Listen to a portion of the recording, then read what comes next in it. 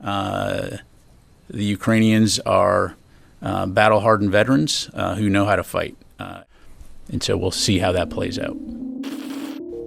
Amerika Serikat yakin betul tentara Korea Utara sudah berada di wilayah Medan Perang Rusia-Ukraina, tepatnya Kursk. Keberadaan ribuan tentara Korea Utara itu untuk membantu Rusia bertempur secara langsung dengan Ukraina. Amerika Serikat kini hanya bisa menanti dan mengamati hasil pertempuran di Ukraina. Setelah itu, mereka akan mengambil tindakan dalam memberikan bantuan ke Ukraina.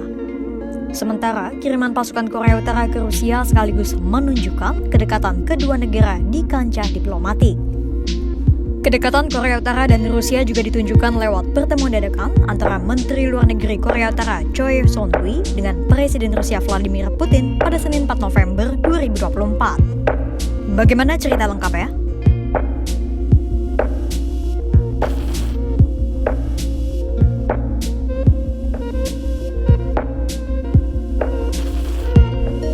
Sorotan dunia terhadap Rusia dan Korea Utara menajam semenjak Putin semakin mendekatkan diri dengan Kim Jong-un.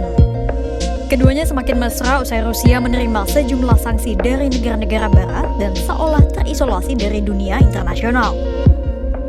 Meski demikian, bukannya ciut, Rusia justru semakin mengobarkan pertentangan terhadap barat dengan mendekatkan diri pada negara-negara yang turut mendapatkan tekanan dari Amerika Serikat. Misalnya seperti China, Iran, dan Korea Utara. Terkhusus Korea Utara, pada Juni 2024 lalu, Putin dan Kim telah menandatangani Fakta Perjanjian. Sejak Fakta Perjanjian kerjasama itu ditandatangani, kedekatan Korea Utara dan Rusia semakin menjadi. Terbaru, Menteri Luar Negeri Korea Utara Choi Son-hui baru saja menemui Presiden Rusia Vladimir Putin pada Senin 4 November 2024. Baik Rusia maupun Korea Utara sebelumnya tak mengumumkan apapun terkait pertemuan keduanya. Dalam sebuah video yang beredar, Putin nampak menyambut dengan hangat Choi Son-hui.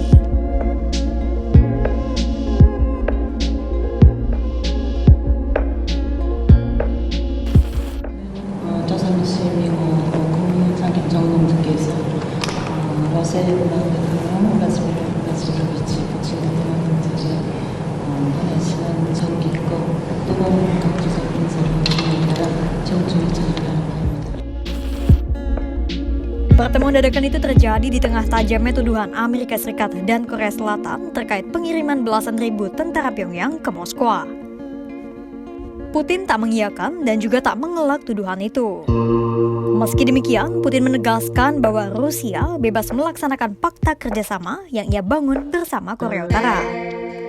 Dalam fakta yang ditandatangani pada Juni 2024 itu, disebutkan bahwa baik Korea Utara maupun Rusia akan saling membantu satu sama lain jika salah satu negara menerima agresi dari negara lain.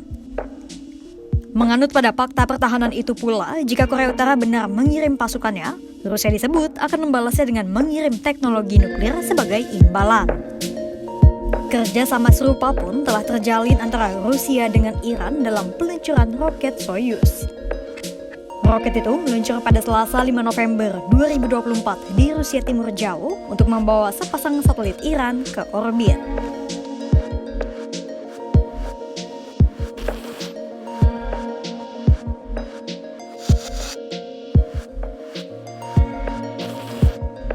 Korea Selatan tentu tak senang jika Korea Utara semakin agresif dengan pengembangan nuklirnya. Sebagai tanggapannya, Korea Selatan gelar latihan militer gabungan bersama Jepang dan Amerika Serikat pada Minggu 3 November 2024. Dalam latihan tersebut, Amerika Serikat menerbangkan pesawat pengebom jarak jauh B-1B ke dekat semenanjung Korea.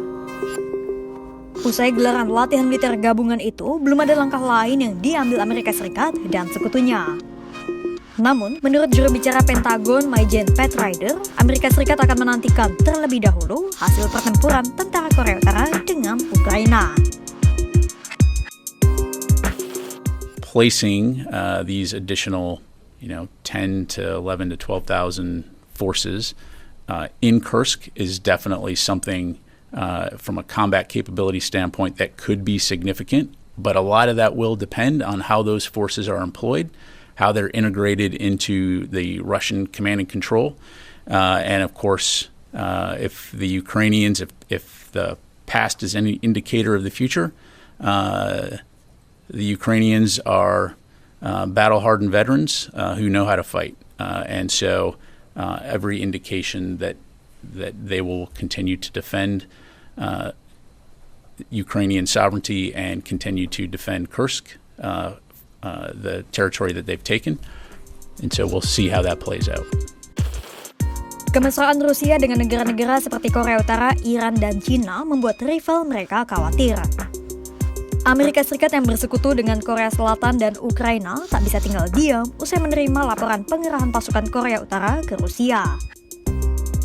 Sebuah latihan militer gabungan dekat semenanjung Korea telah diadakan untuk menggertak Korea Utara. Namun, belum ada arahan lain yang disampaikan Amerika Serikat terkait langkah apa yang akan mereka ambil untuk menanggapi jalinan kerjasama Korea Utara dan Rusia itu. Hasil dari pertempuran antara tentara Korea Utara dan tentara Ukraina lah penentunya.